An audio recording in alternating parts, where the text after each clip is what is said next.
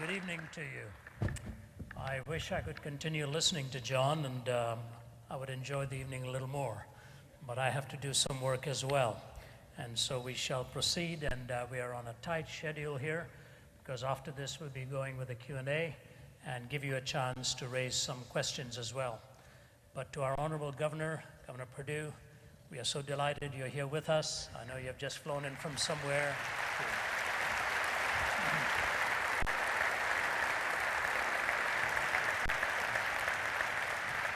You'll have the opportunity of him bringing you a brief greeting before the Q&A time, and we are just thrilled that he took the time out to be with us. So I'll say a little more about that later. There are battles for ideas raging in our time, reaching a feverish pitch. I just heard this afternoon that Richard Dawkins is planning a university tour of the United States, covering this country within a matter of a few weeks, and then planning a debaptizing service for the masses that come and want to renounce their faith in God and join themselves perforce with a non-theistic, atheistic, and what in effect, a la Dawkins, is an anti-theistic stridency, which is seeking to destroy everything that would smack of a transcendent belief. Many of you have heard me quote this before, but allow me to quote it to you again, because this was given some 30 years ago by the famed Malcolm Muggeridge, and he will help me to position what I want to say to you, and there's a lot I want to squeeze in the time we have. He said this: "It is difficult to resist the conclusion that 20th century man has decided to abolish himself. Tired of the struggle to be himself, he has created boredom out of his own affluence, impotence out of his own erotomania, and vulnerability out of his own strength.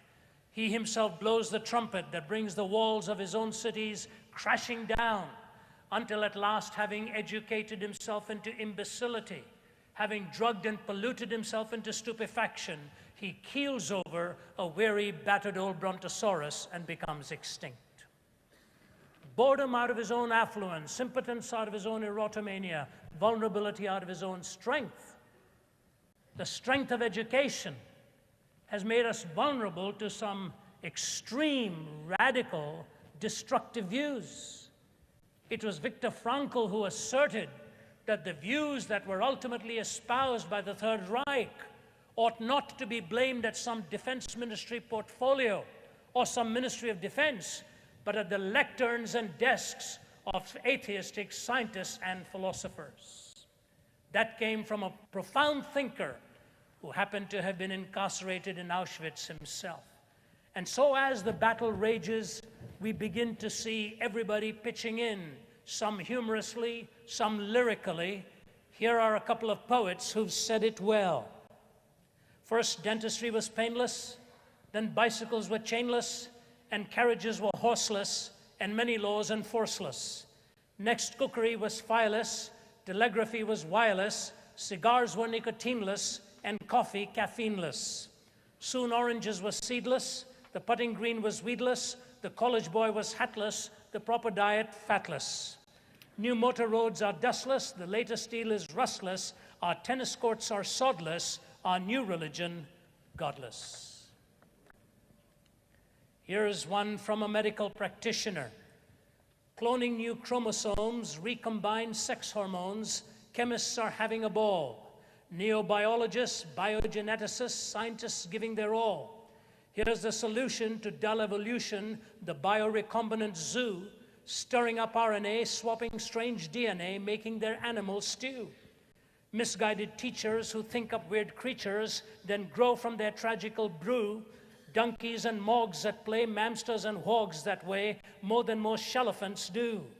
Strange crocodillos and feathered flamillos and candy-striped pink hippodiles, hamgooses, butterflies, chimperoos, kangazees, some of them jumping 4 miles. These hybrids aren't pretty, and it's a great pity to watch the queer specimen scope. So let's band together to see if or whether those scientists have smoked some strange dope. Spaced-out biologists, mega-brained egotists, scientists heeding their call, are changing our destinies, caring not what we please, what's to become of this all? It seems very clear to me there's a conspiracy. Someone should go ask the Pope to form a committee in Vatican City and send us a message of hope. We'll hire G. Gordon Liddy, then raid every city, each test tube, computer, and scope. We'll bash him and smash him, then mash him and trash him. Come everyone, bring a long rope. And when we defeat him, erase and delete him, we'll flush the solution, I hope. Let's do craniotomies, frontal lobotomies, and wash out their neurons with soap. Pretty sarcastic, isn't it? Whether it's tongue-in-cheek or whether it's unvarnished hostility, we are talking about a fundamental starting point of all knowledge, whether it classifies as that which is reasonable, defensible, tenable, verifiable, or whether it strains credulity and you just jump into it because someone else has told you to do so. One of the things I've noticed as a scholar on the comparative religious world, where various worldviews, various religions, is how little Richard Dawkins actually knows about world religions, including Christianity. He's abysmally ignorant of the statements he makes. One of the statements he makes, for example, is this: the chances of you believing something in a transcendent order contrary to that which you were brought up with, the chances, says Dawkins, are zero. My. Has he read what's happening in China? Did he know what Mao Zedong said when he burned the libraries and the seminaries of all religious worldviews? And there in 1966, in August, when these things were put into a bonfire and burned, he said, the last vestiges of any belief in God are over. They are finished, never to come back to haunt China again. Mao Zedong has come and gone. The church in China is the fastest growing church in the world today.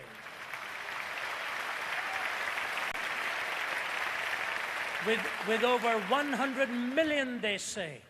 When I spoke at the prestigious Tsinghua University, which has produced all of their great scholars in their thinking a Marxist worldview, it was not at all accidental to hear them asking, leaning forward, about God, about what this means, what its intimations are, what its significance is. David Aikman, in his book on the delusion of disbelief, points out what's happening in the scholarly world today in China. So what I want to do with ladies and gentlemen is start off with this. How does the naturalist compare to the theist in the way they come to know anything? How do you know anything of an order that is outside of you and consider it to be believable and credible? There really are actually three ways that we divide this up without getting into some rigorous study of the certainty of knowledge. Number one is this: to claim a total objectivity or a transcendence, but that is physiologically, logically, and ideologically impossible. Let me explain that statement for you. Can you really get out of this box to a point of total transcendence where your mind is working with a 100% objectivity, where you can make pronouncements about reality that are absolutely certain in a comprehensive sense about everything? But when you read some of their own statements, here's what you read. This is interesting. Huxley, writing in the 40s, I have motives for not wanting this world to have meaning. Consequently, I have assumed that it has none, and was able without any difficulty to find satisfying reasons for this assumption. The philosopher who finds no meaning in this world is not concerned exclusively with the problem in pure metaphysics. He's also concerned to prove that there is no valid reason why he personally should not do as he wants to do, or why his friends should not seize political power and govern in the way that they find most advantageous to themselves. For myself personally, listen now please, writing in 1946 as Huxley, for myself personally, the philosophy of meaninglessness was essentially an instrument of liberation, sexual and political. to assume that this world had no meaning, freed me from any moorings of any kind. I wanted this world not to have meaning. Can a person like that be totally objective, totally transcending on pronouncements of ultimate reality? Listen, for example, to this statement that is given to us by Richard Lewontin, who's a geneticist. We take the side of science in spite of the patent absurdity of some of its constructs, in spite of its failure to fulfill many of its extravagant promises of health and life, in spite of the tolerance of the scientific community for unsubstantiated just-so stories. But David Berlinski comes out with this question: why should any discerning man or woman take the side of science or anything else under these circumstances? Richard Lewontin goes on to say why he doesn't want anything outside of science. Here's his answer: because we cannot allow a divine foot in the door. He doesn't want a divine foot in the door. Berlinski responds by saying this: if one is obliged to accept absurdities for fear of a divine foot, imagine what prodigies of effort would be required were the rest of the divine torso to be found wedged at the door with some justifiable irritation demanding to be let in. Berlinski is a secular thinker. So every time he's hitting against the atheists, he's hitting against the naturalistic worldview. He says, what? Lewontin is telling me that he would believe in the absurd because he doesn't want a divine foot in the door. He said, what is Lewontin going to do if the divine torso itself is wedged, forcing itself in, demanding an explanation? So David Berlinski, in his book, The Devil's Delusion, in the jacket cover, and by the way, he's had personal contact with John Lennox. His book, The Devil's Delusion, is worth buying. Read it again and again, except for the last chapter, which I have some difficulties with in his comparison with written revelation and the book of nature. The rest of the book is a scathing critique of the pretensions of this atheism. In the jacket cover, he says this: has anyone provided a proof of God's inexistence? Not even close. Has quantum cosmology explained the emergence of the universe or why it is here? Not even close. Have the sciences explained why our universe seems to be fine-tuned to allow for the existence of life? Not even close. Are physicists and biologists willing to believe in anything so long as it is not religious thought? Close enough.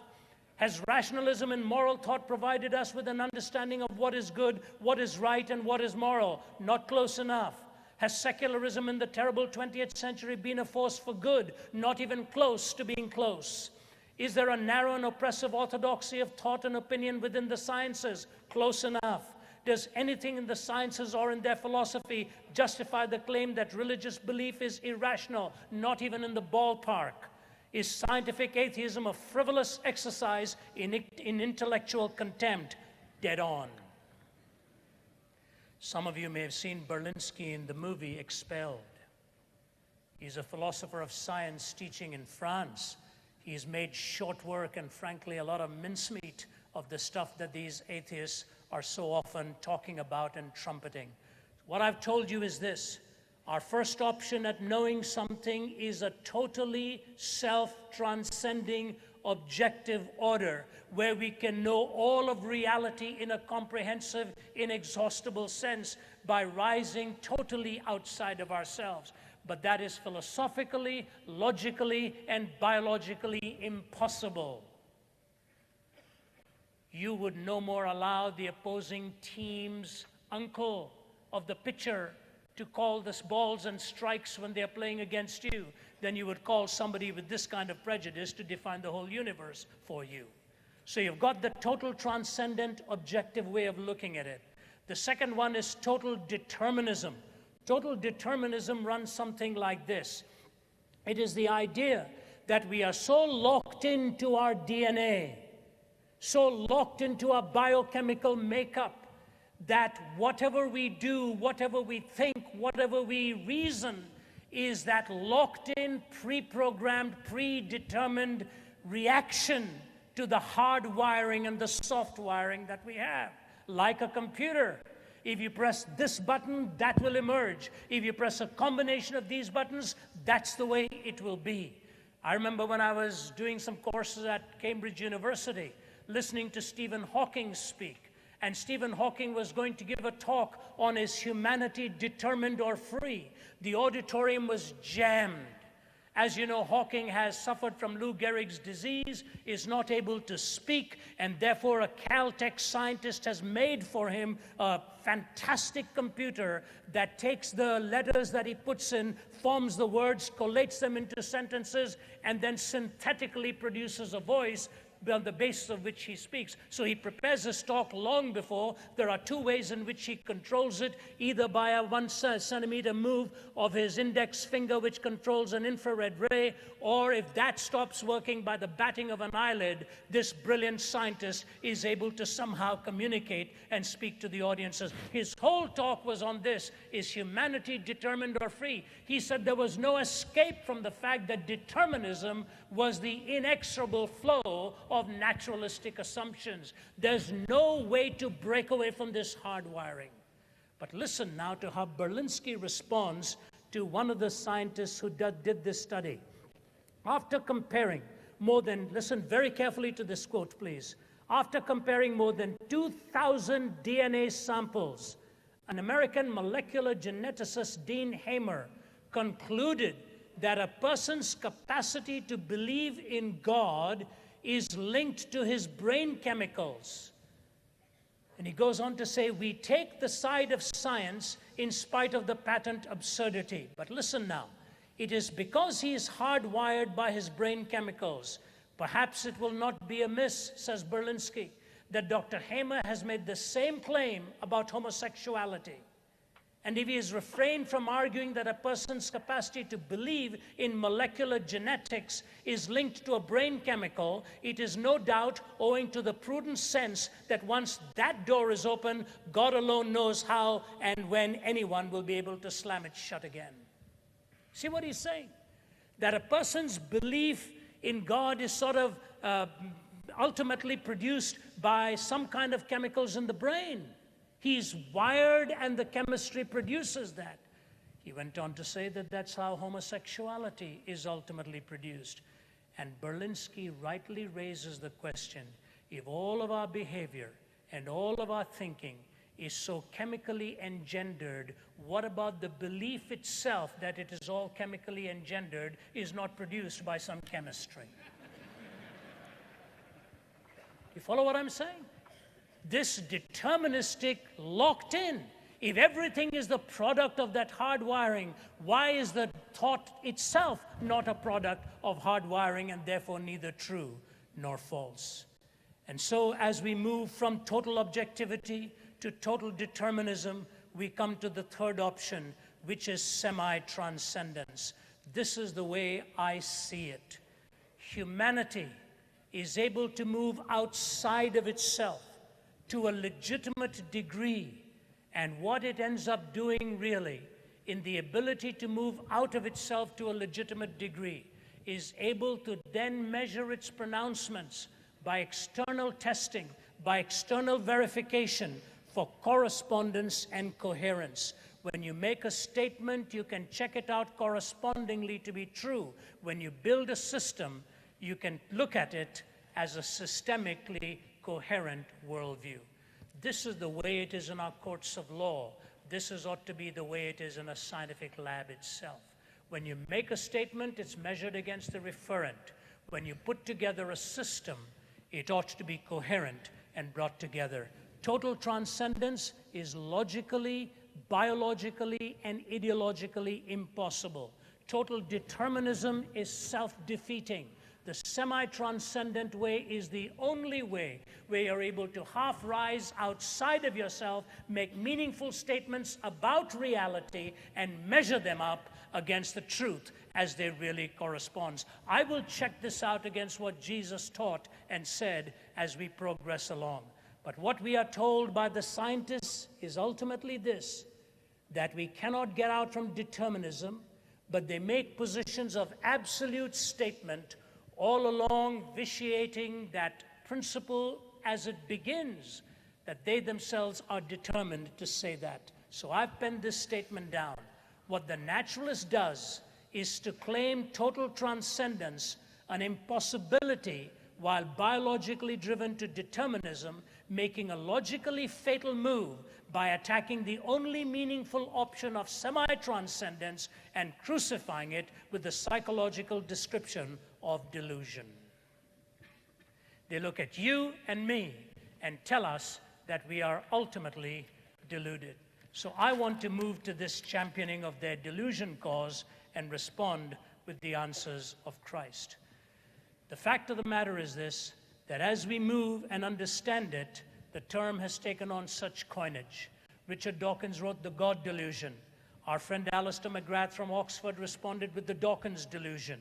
David Aikman wrote The Delusion of Disbelief, and David Berlinski, The Devil's Delusion. So the word delusion is floating around all over the place now, each one telling the other that he or she is completely deluded.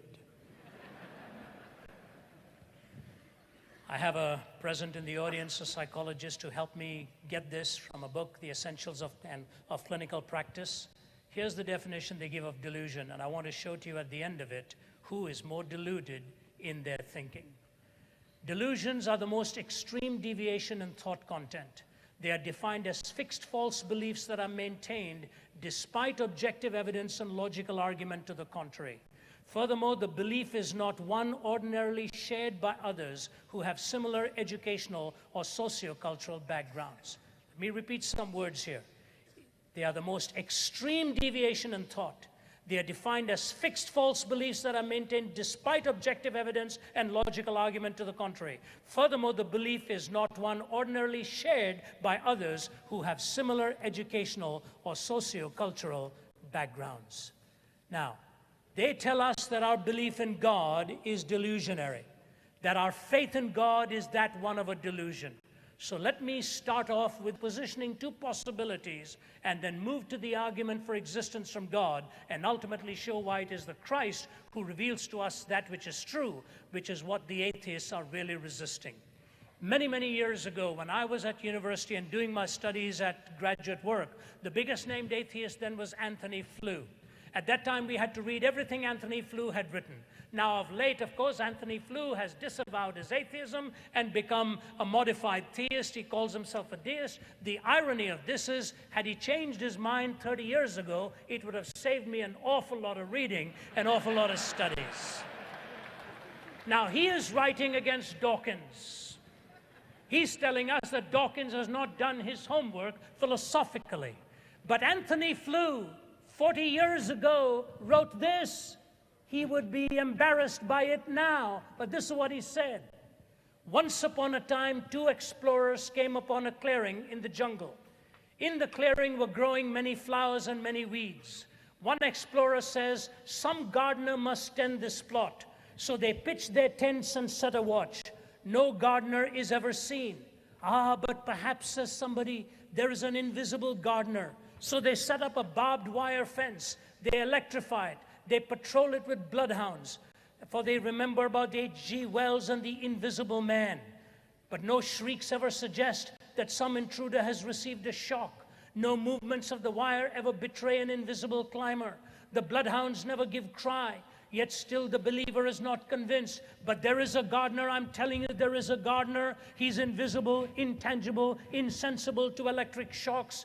A gardener who has no scent and makes no sound, but there is a gardener. This gardener comes secretly to look after the garden which he loves. At last the skeptic despairs, but what remains of your original assertion? How just does this, what you call an invisible, intangible, eternally elusive gardener, differ from an imaginary gardener or even from no gardener at all? See what he's saying? There's the question. How does what you call an invisible, intangible, eternally elusive gardener differ from an imaginary gardener or even from no gardener at all? That was the question Flew posed 4 decades ago. John Frame, the philosopher, responded with this parable. Once upon a time, 2 explorers came upon a clearing in the jungle. A man was there pulling weeds, applying fertilizer, trimming branches. The man turned to the explorers and introduced himself as the royal gardener. One explorer shook his hand and exchanged pleasantries. The other ignored the gardener and turned away. There can be no gardener in this part of the jungle, he said. This must be some kind of trick. Someone is trying to discredit us from our previous findings. So they pitched camp. But every day this gardener arrives, tends the plot. Soon the plot is bursting with perfectly arranged blooms. Ah, he's only doing it because we are here to fool us into thinking there is a royal gardener.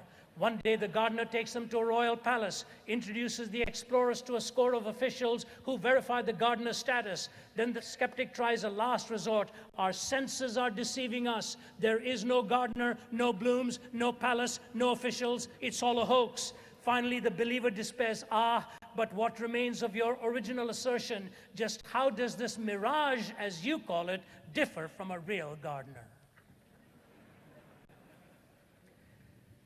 Brilliant, isn't it? Absolutely brilliant. Now, what about the existence of God? See, these are the 2 points the atheists keep making. We can't devein them, but I want to at least tackle them in brief. The first argument that they make is there's really no denotative proof for God. If Luigi made my pizza, I can point to Luigi and say, Luigi made my pizza. But if you say God made this world, point me to God. Show me God. And so Berlinski takes on Sam Harris. This is brilliant. Sam Harris argues that to believe that God exists is to believe that I stand in some relation to his existence, such that his existence itself is the reason for my belief. This sounds very much as if belief in God could only be justified if God were to call attention to himself, conspicuously waving a finger at us, say by dramatically waggling that finger or that hand. But if this is so, then by parity of reasoning, says Berlinski, one might argue that belief in neutrinos, that neutrinos have mass, is to believe that I stand in some relation to their mass, such that their mass is itself the reason for my belief. But how does a neutrino waggle its finger? A neutrino by itself cannot function as a reason for my belief. It is a subatomic particle, for heaven's sake. What I believe is a proposition of an abstract entity, that neutrinos have mass. How could a subatomic particle enter into a relationship with the object of my belief? But neither can a neutrino be the cause of my belief. I have, after all, never seen a neutrino. Not one of my neutrinos has ever gotten me to believe in it.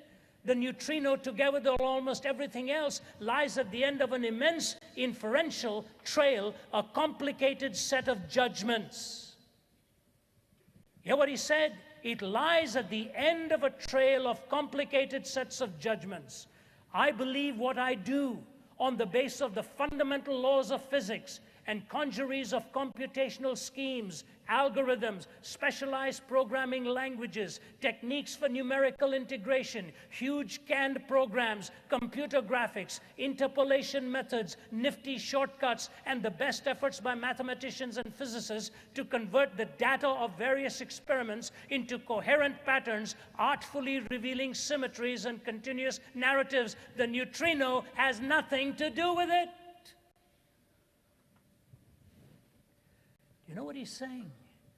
You're telling me you'll only believe in God in such a way if he actually waggles his finger at you. On that basis, I would never believe in a neutrino either. He says it takes all of science's research, all of the capacity of the mind, all of the data, all of the human experience. And so what I want to bring to you as I tie this together is, how do we come to this knowledge of God? And what is it that Jesus actually says about himself? Let me take you through 3 simple arguments, and they run like this. The first argument is this. If you take any physical quantity in this universe, any physical quantity in this universe, and section it, you will end up with a problem. The problem is this: no matter how you section it, you will never find the reason for its existence in itself. The reason for everything physical, however sectioned, however spliced, will ultimately point to a cause outside of itself. That's the first stage of the argument. No matter how you section any physical quantity, you will always end up with a state of affairs where it does not explain its own existence. Then you get to the second stage of the argument. The second stage of the argument runs something like this. Whenever you see intelligibility and specified complexity, especially in the nature of language and abstract reasoning, whenever you see intelligibility or specified complexity, especially in the nature of language and abstract reasoning, you always assume an intelligence behind it. You would never look at a sonnet by Shakespeare and assume that a million monkeys pounding on some typewriters or computers ultimately produced that sonnet. You will never look at a dictionary and say it could have developed because of an explosion in a printing press. Never. Whenever you see intelligibility or specified complexity, you always assume an intelligence behind it. If you were to walk onto a planet that was totally foreign to you, and you saw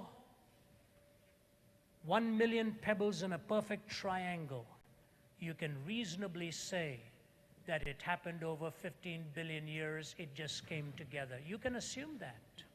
You can assume that because it's an aesthetic design. But if you walked onto that platform and saw one piece of paper and said, "Hello, John, I hope you brought some good Indian recipes with you," would you for even one solitary moment think that 15 billion years had put that sentence together? Tell me the truth. You're looking at language. You're looking at sense. When a spaceship blows up, we say, "What went wrong?"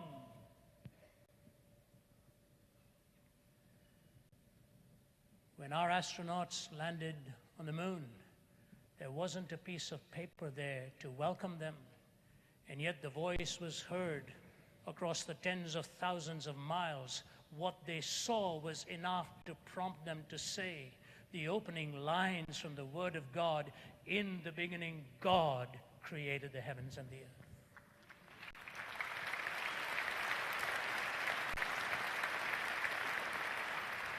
Not one of you, hearing the first words from the mouth of your child, "Mommy," or "Daddy," or the simple epithet, "I love you," will think for a moment it is a random collocation of atoms uttering to you some unfathomable mysteries. You know, when you look at the created universe, nothing physical explains its own existence. Everything that you see in intelligibility points out to intelligence behind it. And lastly, the history of human experience. We see just that trail in human experience. And what the atheists need to be careful about now, and I warned them, Richard Dawkins has finally found out I exist and is going after me furiously. But it's a compliment, because he's not yet figured out God exists. At least he now knows that I do.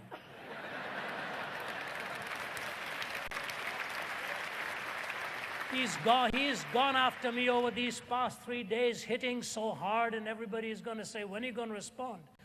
To give truth to him who loves it not is to only give him more multiplied reasons for misinterpretation. I have better things to do.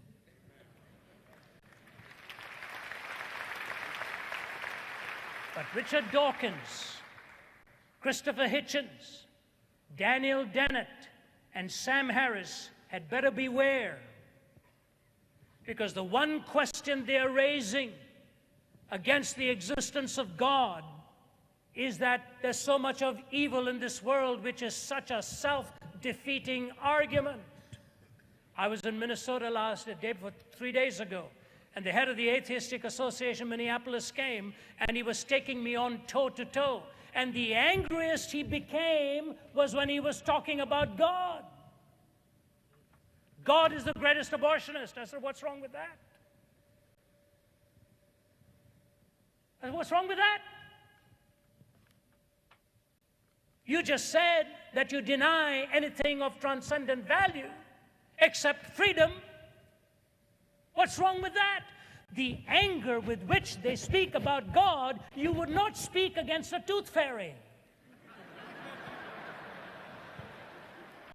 Something in the back of the minds tell them he's real and we're angry.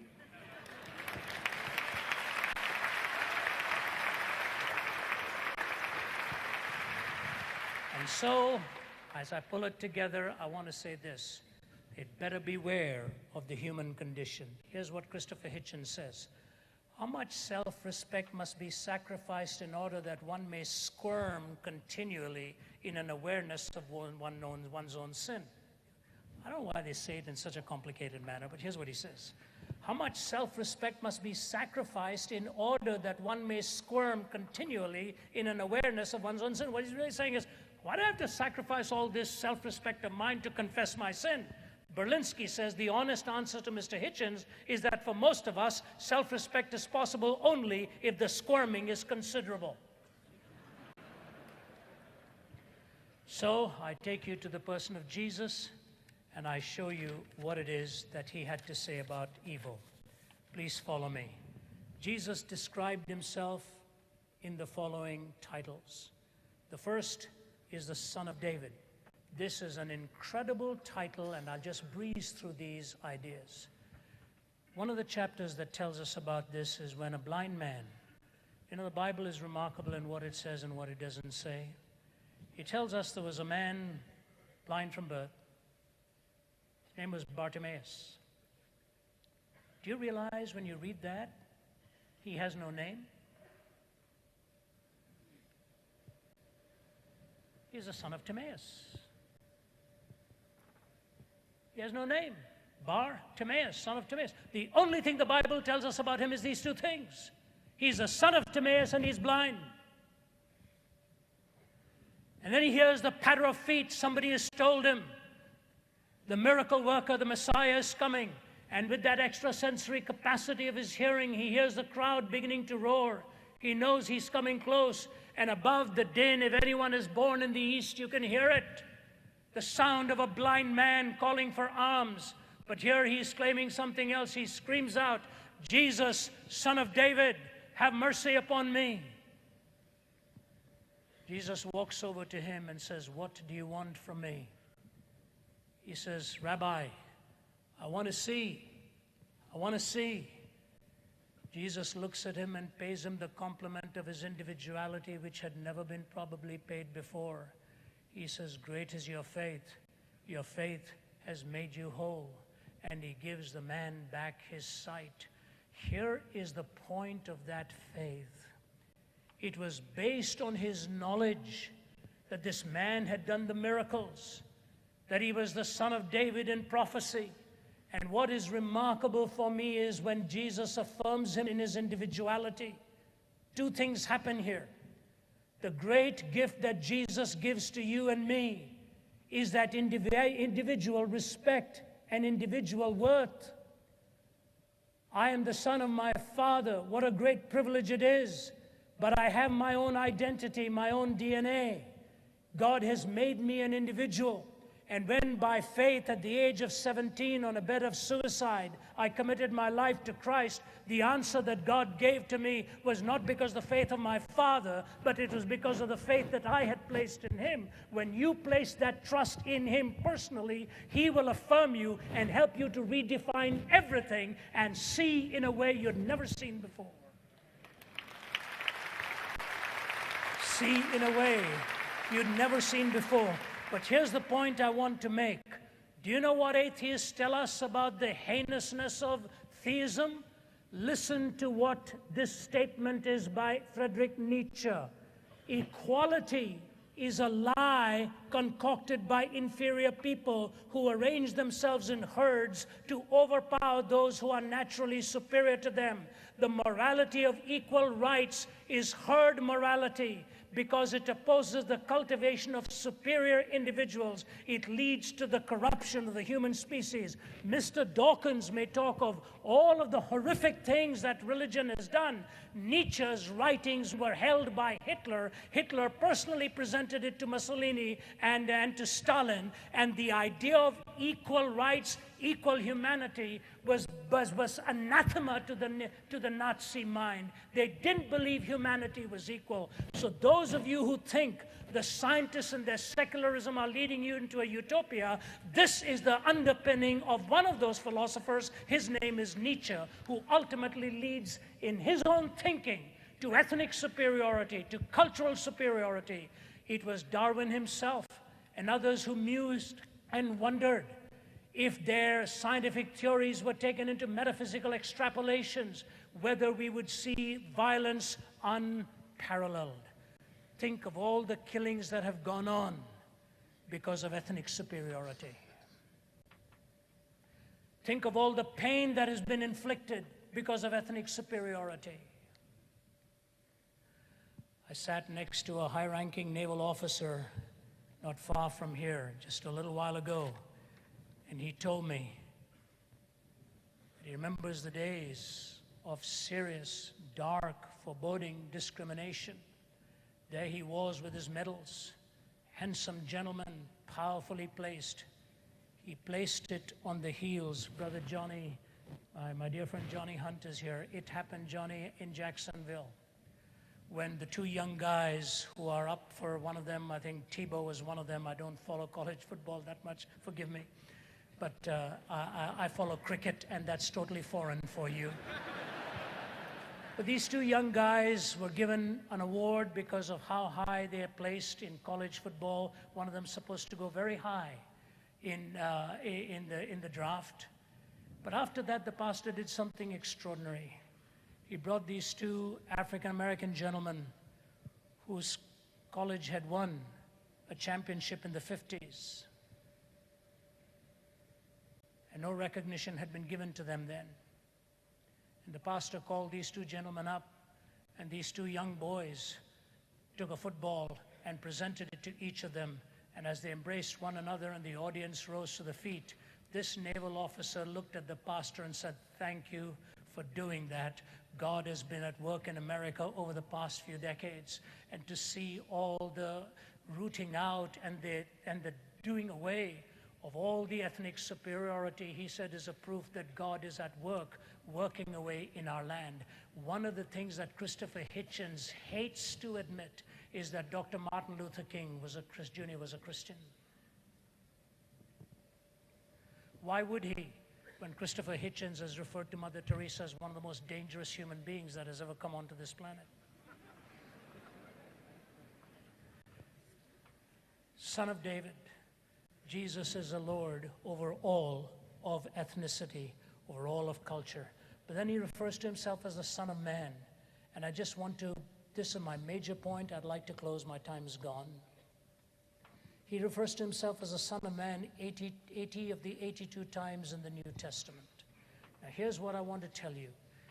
After they recognized him as the Son of Man, I can't go into the theological backdrop of this, he started to tell them that he was headed to the cross, of what manner of death he was going to die. What manner of death he was going to die. You see, to them the Son of Man was going to be a triumphant demagogic figure. Jesus changed that and said no. He told them of the manner in which he was going to be suffering at the hands of humanity after they recognized him as the Son of Man. Here's a point I want to make in a hurry. Please follow. This is a linchpin argument for me. Richard Dawkins was asked the question very plainly what he thought about God. You've heard this. It is quoted in many books, and David Aikman in his book. Listen to this, it's a mouthful. What do I think about God? The God of the Old Testament is arguably the most unpleasant character in all fiction. Jealous and proud of it.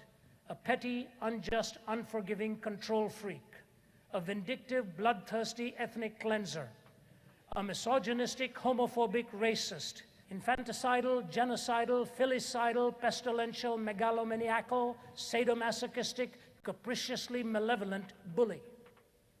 I guess he doesn't like God. Listen to it.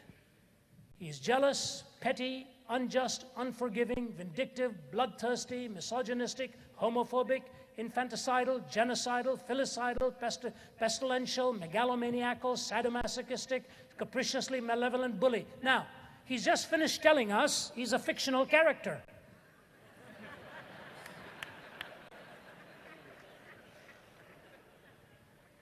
That's half of the point. The other half of the point is when you ask him what he thinks of humanity, he goes on to say that he believes basically in the goodness of humanity without God watching over. Now, I don't know if I'm confused or he is.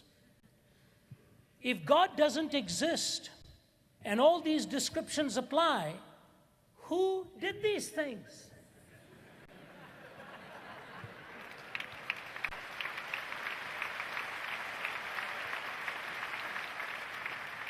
Person is deluded when they believe something contrary to all the evidence.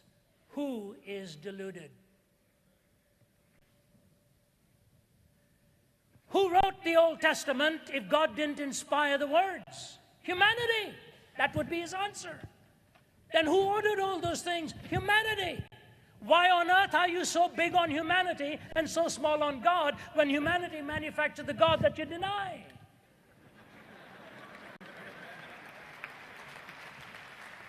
Has anybody asked him this question? Let me read this, move to my final two statements here. In the First World War, humanity killed 15 million. Russian Civil War, 9 million. Stalin's regime, 20 million. Second World War, 55 million. Chinese Civil War, 2.5 million. People's Republic of China under Mao Zedong, 40 million. Tibet and still counting, 600,000. Congo Free State, 8 million. Mexico, 1910 to 1920, 1 million. Turkish massacres of Armenians in 1915 to 1923, 1.5 million. China, 1917 to 1928, 800,000. Chinese nationalist era, 3.1 million. Korean War, 2.8 million. North Korea, 2 million.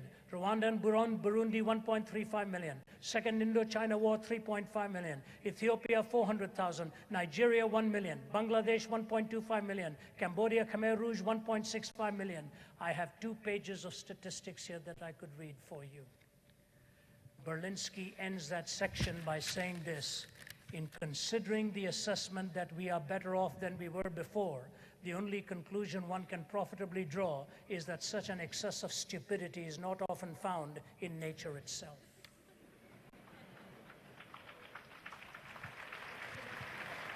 Son of David, the Son of Man. Thirdly, I bring to you the Son of God. Here he brings to you carefully and closely the relationship. God is a being in relationship. And what God wants from you and me is a relationship with him that then brings us into relationship with our fellow human beings. I have never had more love and respect for humanity, and my love for humanity is based entirely upon my love for God, who created us in his image. Moses wrote 613 laws. David reduced it to 15, somebody else to 11, Micah to 6, someone else to 3. Jesus reduced it, no, not to 1, he reduced it to 2. That you shall love the Lord your God with all your heart and all your soul and all your strength and all your mind, and your neighbor as yourself. On these 2 hang all of the laws and the prophets. Did you hear that? He told me to love him with all my heart and soul and mind and strength, and my neighbor as myself. On these 2 pegs hang the entire corpus of hundreds and hundreds and hundreds of laws. That challenge given by God shows me of his love for you and for me. You know, the Bible talks about the Trinity. Berlinski says light is both particles and waves. In the famous debate that Einstein had with a fellow scientist, they couldn't conclude it. They agreed that light shows both the properties of particles and waves, and so they call it a wavicle. The secular Jew said, has it occurred to anybody that for the Christian might not be a problem because of the Trinity?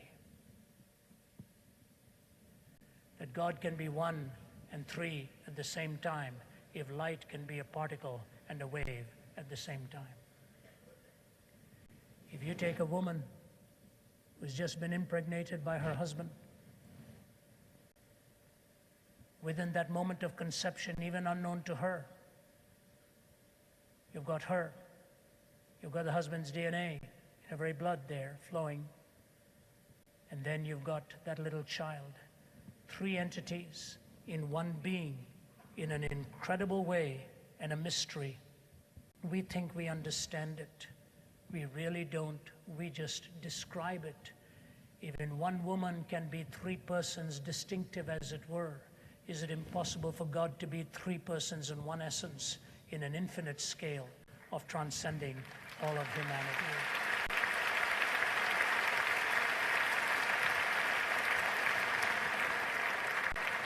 You know, there's a bird that's called the Manx shearwater, and after this, my thought will be brief. A Manx shearwater is a bird that's only comes on land in Wales to lay its egg at the bottom of a rabbit burrow. And so scientists were trying to see what they could do to change this routine. So they took one of these Manx shearwaters and took it to Cambridge, 250 miles away. 7 hours later, that bird flew back to Wales to lay its egg in that little rabbit hole. They were still not convinced this is true. They took another one and placed it at Boston's Logan Airport, 3,000 miles away. 12 and a half days later, flying 250 miles a day, the Manx shearwater came back to that little island in Wales to lay its egg. They could not stop it from coming back. There's a homing instinct in the bird. There's a homing instinct in you and me. He has made us for himself, and our hearts are restless until they find their rest in him. And so when he says he's the Son of God, he wants you to become a child of God and find that relationship. And lastly, he is the Savior who offers the greatest hope and the greatest possibility of rescue. I want to do two things here, tell you a little story and show you a picture, and then close. You know what your biggest problem is? And mine, and Dawkins, and Dennett, Hitchens? It's what goes on inside here. My problem is not Mao Zedong. The problem is what goes on inside here. What I don't need is a better education, or more money, or more friends. What I need is to find a way to be forgiven for a life that's blown it again and again and again. What I need is for somebody to pick me up and make me whole and help the battles that rage within me and rage within you. And so when Jesus describes himself as Soter, Savior, he's calling you to the cross to tell you that forgiveness is real. And in that forgiveness is hope of a life that lives more victoriously and less defeatedly. I was in India shortly after that terrible massacre at the hands of terrorists in Mumbai. In fact, just about a month ago, 3 or 4 of us in this audience were staying at that same hotel a month after it happened, in the beautiful Taj Mahal Hotel in Mumbai, where I've stayed many, many times, to see that ruined and bullet-ridden. It's a beautiful place, as is the Oberoi. I was watching the news about this carnage of how they emptied out their machine guns and felled scores of people there. And there was an Indian-born British actor being interviewed, and he told his story. He was in that restaurant, invited by friends, and they were enjoying a beautiful dinner when he heard the boop, boop, boop, boop, boop, and he thought maybe it was just some kind of firecrack works going on outside, when suddenly the sound got closer and closer, and they knew, as men and women were screaming, that it was gunfire. He said, I felt two arms just grab everybody on each side, and we were forced under the table, and the bullets were flying, bombs, and the grenades and all, people screaming, looking around, limbs scattered all over the place. And I heard the footsteps of one of them come within about 3 feet of me and aiming the gun, firing at random. And the interviewer said to him, how come you're still here? He said, I don't know how to explain it. All of my friends who were with me, including my hosts, are dead. He said, I'm the only one survived. And she said, how come? He said, I don't know. All I know is when I got up and the silence was there, I was so covered with blood, with someone else's blood, that they must have taken me for dead and spared me because I was covered with another's blood.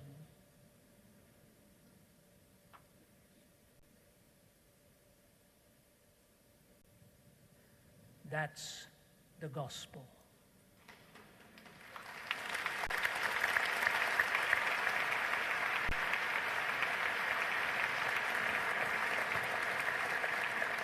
Covered by another's blood.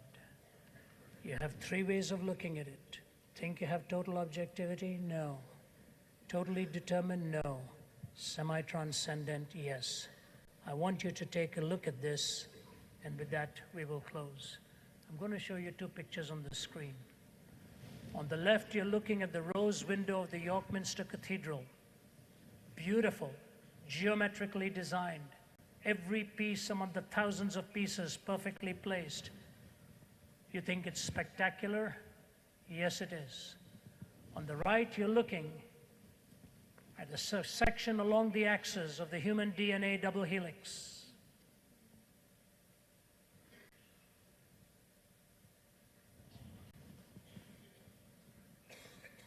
It was given to me by Francis Collin, the director of the Human Genome Project. We spoke together at Johns Hopkins, and I use it with permission from him. When this was shown at Johns Hopkins, the left one was shown first, right one was covered. And the right one was shown and explained what it was. An audible sound went through the audience, primarily of skeptics. Wow. Do you know, you're looking at that because of which you can look at it?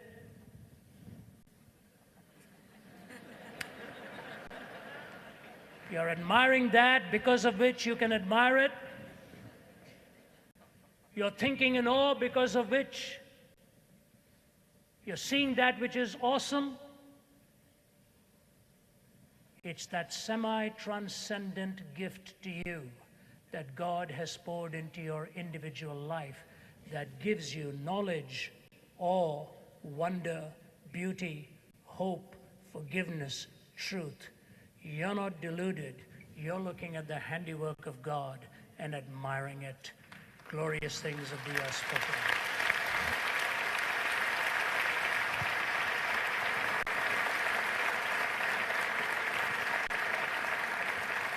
That is my God. That is my Savior.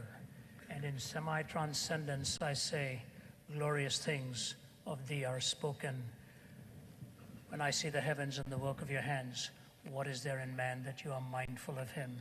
Because the Son of Man came to seek and to save that which was lost. Son of David, Son of Man, Son of God, Savior. That's the truth he gives to us, showing the Creator and showing the human heart. I'm not deluded. To deny that takes a greater amount of faith, and that's why I'm the side of reason and the faith combination. God bless.